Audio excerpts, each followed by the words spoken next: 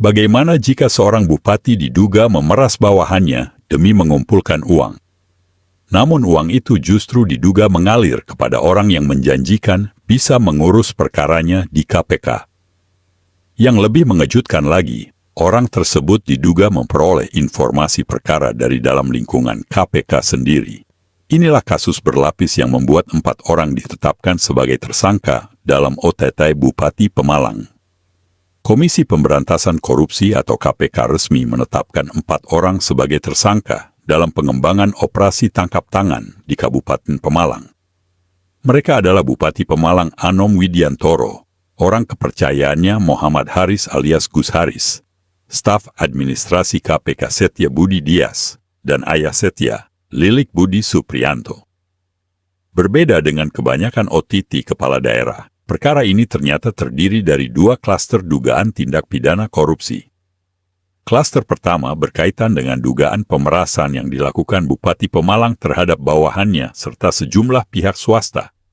Menurut KPK, Anom melalui orang kepercayaannya diduga meminta uang kepada pejabat di lingkungan pemerintah Kabupaten Pemalang dan para rekanan proyek. Total uang yang berhasil dikumpulkan mencapai sekitar 1,98 miliar rupiah. Namun alur kasus ini tidak berhenti di situ. KPK mengungkap bahwa sebagian uang tersebut diduga akan digunakan untuk mengurus perkara yang sedang membelit Anom.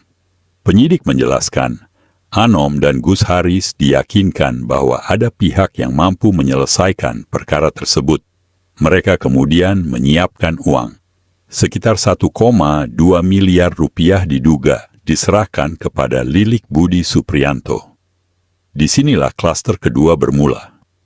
KPK menduga Lilik bersama anaknya, Setia Budi Dias, melakukan pemerasan terhadap Bupati Pemalang. Yang menjadi perhatian publik, Setia bukan penyidik maupun pimpinan KPK. Ia merupakan staf administrasi KPK yang berasal dari personel bantuan Kepolisian Republik Indonesia. Penyidik juga mengungkap dugaan bahwa Setia membocorkan informasi mengenai perkara yang sedang ditangani kepada ayahnya. Informasi itulah yang diduga digunakan untuk meyakinkan bahwa perkara Bupati Pemalang bisa diurus, sehingga akhirnya terjadi penyerahan uang. KPK menegaskan bahwa perkara ini masih terus dikembangkan. Penyidik masih menelusuri aliran dana, peran masing-masing tersangka, serta kemungkinan keterlibatan pihak lain. Kasus ini menjadi sorotan karena memperlihatkan dugaan rangkaian korupsi yang kompleks. Di satu sisi, seorang kepala daerah diduga memeras bawahannya dan pihak swasta. Di sisi lain, ia juga diduga menjadi korban pemerasan oleh oknum yang diduga memanfaatkan akses terhadap informasi perkara.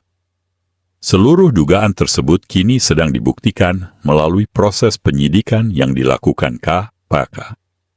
Bagaimana menurut Anda?